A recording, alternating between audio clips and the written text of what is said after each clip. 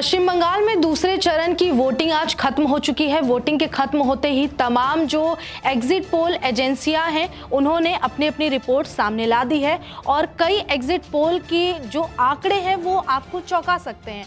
बता दें कि सारे ही लगभग एग्जिट पोल्स में कुछ लोग हैं जो ममता की दोबारा जीत की बात कर रहे हैं, वहीं कुछ लोग बीजेपी को आगे बता रहे हैं। लेकिन आपको जानकर हैरानी होगी कि पश्चिम बंगाल में जो चुनाव हुआ है उसे लेकर जो कुछ एजेंसियों के एग्जिट पोल हैं उसमें साफ साफ ना केवल ममता को जीत के करीब दिखाया जा रहा है, बहुमत में दिखाया जा रहा है, बल्कि उसमें दावा किया गया है कि पश्चिम बंगाल में एक भारी बड़ी मात्रा में जो सीटें हैं वो ममता बनर्जी उस पर कब्जा करती नजर आ रही है। यानी कि टीएमसी बड़ी सीटों के साथ, बड़ी संख्या की सीटों के साथ आगे नजर आ रही है। पूरे मामले को समझने की कोशिश करेंगे। सबसे पहले आपको बता दें कि जो एग्जिट पोल्स के आंकड़े हैं उसके अनुसार अगर हम बात करें तो बीजेपी को वेस्ट बंगाल में 145 सीटें मिलती नजर आ रही हैं और टीएमसी को 142 सीटें मिलती नजर आ रही है। लेकिन ये एग्जिट पोल के मिलाए गए आंकड़ों का बस एक डेटा है।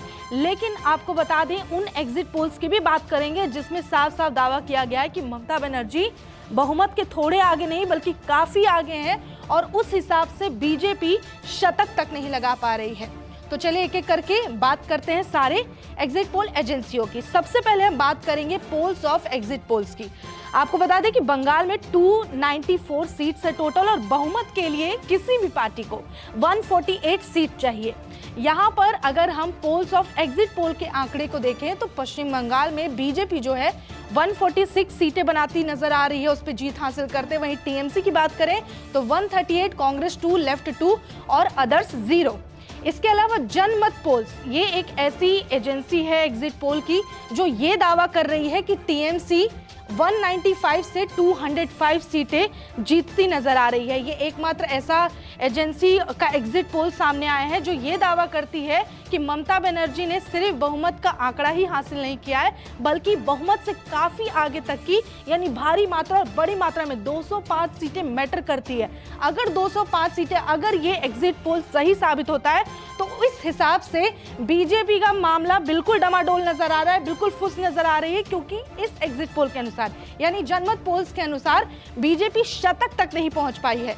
वहीं अगर अदर्स की बात करें यानी हम कांग्रेस की बात कर लें, लेफ्ट की बात कर लें तो उसमें 1 से 4 सीटें बढ़ती नजर आ रही है वहां पर। इसके अलावा जनमत पोल्स के अलावा अगर हम बात करें सट्टा बाजार की तो सट्टा बाजार के एग्जिट पोल के अनुसार बीजेपी 175 से 185 सीटें जीतती नजर आ रही है। दूसरी तरफ जो टीएमसी है उसे 127 से 132 सीटें सट्टा बाजार के हिसाब से मिलती दिख रही है। अब बात कर लेते हैं जेवीसी के एग्जिट पोल्स की। तो एग्जिट पोल के अनुसार जेवीसी के बीजेपी को 138 से 159 सीटें मिल रही है, टीएमसी को 131 से 152। कांग्रेस यहां 2 सीटें जीत रही है। लेफ्ट का खाता नहीं खुला है और अदर्स का भी खाता जेवीसी के एग्जिट पोल के अनुसार नहीं खुला। पोल डायरी की बात कर लें तो पोल डायरी के अनुसार भी यहाँ पे बीजेपी बढ़त में दिख रही है 142 और 171 के बीच। टीएमसी को 99, 127 दिखाया गया है। वहीं अदर्स यानी कि लेफ्ट, कांग्रेस और टोटल मिला के जो लोकल पार्टियां हैं उन्हें 5 से 9 सीटें मिल रही है। वहीं अगर फलौदी सट्टा बाजार की बात करें तो बीजेपी को 146 से 149 सीटें मिल रही हैं। वहीं टीएमसी 140 से 143। ये जो आंकड़े नजर आ रहे हैं आपको नजर आ रहा होगा कि जो टीएमसी और बीजेपी में कांटे की टक्कर देखने को मिली है, यानी कि जो मामला जीत और हार का है इन दो पार्टियों के बीच ही है। इसके अलावा पी मार्क में टीएमसी को 118 से 138 सीटें, बीजेपी को 150 से 175 और पी मार्क के अनुसार कांग्रेस हो, लेफ्ट हो या अदर हो, इनका खाता खुलता नहीं नजर आ रहा। प्रजा पोल की बात करें तो बीजेपी को 178 और 208 सीटें नजर आ रही है। यानी कि ये प्रजा पोल जो है ये ऐसा एग्जिट पोल एजेंसी है जिसमें ये दिखाया जा रहा है कि बीजेपी बहुमत से काफी आगे है। यानी कि जिस तरीके से ममता बनर्जी की टीएमसी को एक एग्जिट पोल ने बहुत आगे दिखाया है सीटों के मामलों में कि काफी बड़ी मात्रा में, बड़ी संख्या में सीटों पर जीत दर्ज करी, वहीं यहाँ पे ये एग्जिट पोल बीजेपी को आगे दिखा रहा है और टीएमसी को 85 से 110 और अदर्स को 0 से 5 सीटें दिखाई जा रही है। वहीं अगर मैट्रिक्स की बात करें तो एनडीए को 146 से 161, टीएमसी को 125 से 140 और अदर्स को 6 से 10। उसके अलावा पीपल्स पल्स की बात करें तो यहाँ टीएमसी को एक अच्छा आंकड़ा दिखाया गया, एक अच्छे रफ्तार में दिखाया गया जहाँ पे 178 से 189 सीटें जीतती नजर आ रही है और बीजेपी 95 से 110 के बीच सीमित रह गई है और कांग्रेस 1 से 3 सीट, लेफ्ट 1 और अदर का खाता नहीं खुला है। इसके अलावा अगर चाणक्य स्ट्रेटजीज की बात कर लें तो यहाँ पे टीएमसी को 130 से 140 सीट, बीजेपी को 150 से 160, यहाँ कांग्रेस का और लेफ्ट का खाता नहीं खुला है। और चाणक्य स्ट्रेटजी के अनुसार जो एग्जिट पोल सामने आया, अदर में 6 से 10 सीटें मिलती नजर आ रही है। तो आपने देख लिया कि जो टोटल सीट है वो 294 है और बहुमत का आंकड़ा चाहिए 148।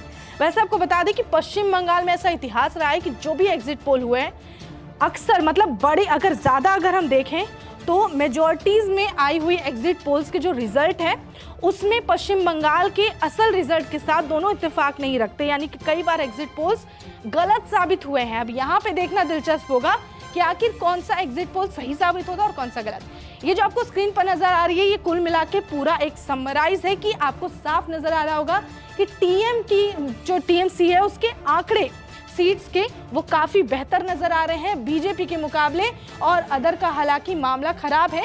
लेकिन आपको ये बता दें कि जो कुछ एजेंसियां हैं एग्जिट पोल की, उन्होंने टीएमसी को काफी आगे ही नहीं दिखाया है, बल्कि ममता बनर्जी को दिखाया गया कि फिर से वो सत्ता में आ रही हैं।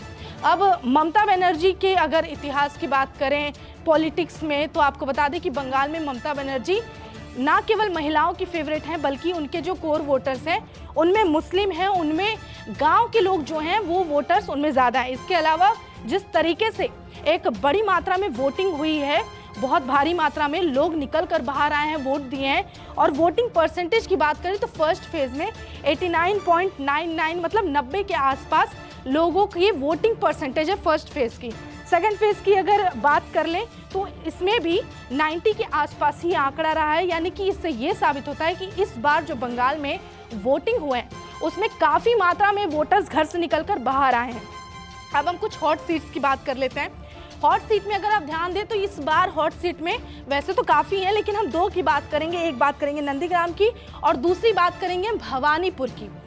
ये दो सीट इसलिए हम बात करेंगे क्योंकि नंदीग्राम में शुभेंदु अधिकारी हैं जो बीजेपी की तरफ से हैं प्रत्याशी, और नंदीग्राम में शुभेंदु अधिकारी जो हैं उन्होंने पिछली बार जो नंदीग्राम में खेल किया है उसके बाद ममता को वहां झटका लगा था। बता दें कि ये नंदीग्राम ही वो सीट थी जहां पे उपचुनाव में 2021 में शुभेंदु अधिकारी ने ममता बनर्जी को मात दे दी थी।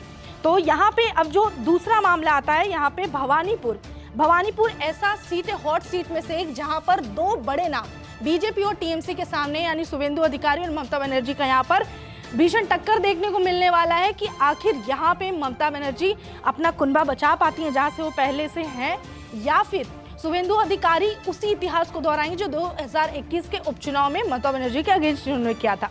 उसके अलावा नंदीग्राम में शुभेंदु अधिकारी 2 सीटों पर चुनाव लड़ रहे हैं, एक है भवानीपुर और दूसरा है नंदीग्राम। तो ये आपने एग्जिट पोल सारे देख चुके हैं कि इसमें क्या कुछ है क्या नहीं है। और इसके अलावा हम कुछ बात कर लेते हैं परसेंटेज की। अगर हम बंगाल में वोटर्स की परसेंटेज को निकालें शहरी और रूरल, यानी कि शहरी और गांव के लोगों के परसेंटेज की बात करें तो बंगाल में 70% जो परसेंटेज वोटर्स के हैं वो रूरल एरिया के हैं, यानी कि गांव वाले इलाके के हैं। और अर्बन की बात करें तो पश्चिम बंगाल में जो 30% वोटर है वो अर्बन है। इसके अलावा अगर रिलीजन की बात करें तो हिंदू 70% है वेस्ट बंगाल में, मुस्लिम 27% है और अदर्स 3%। तो ये कहना गलत नहीं होगा कि वेस्ट बंगाल में हिंदू ही है जो निर्णायक भूमिका निभाएंगे जो वेस्ट बंगाल का रिजल्ट आएगा, यानी कि वोटिंग परसेंटेज में जीत के हिसाब से। इसके अलावा अगर कास्ट कैटेगरी की बात करें तो इसमें ओबीसी अदर्स जो है वो 70% के आसपास, एससी जो है वो 23% हो सकता है, आंकड़ा थोड़ा ऊपर नीचे हो, और एसटी 6%।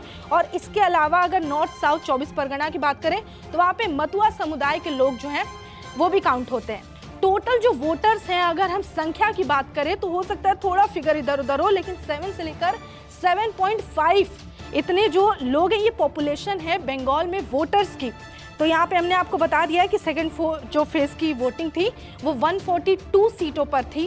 टोटल जो सीट है वहाँ पे 294 है, आंकड़ा जीतने के लिए 148 चाहिए। और ये हमने सब कुछ बता दिया है, एजेंसीज के आपको एग्जिट पोल सामने नजर आ चुके हैं।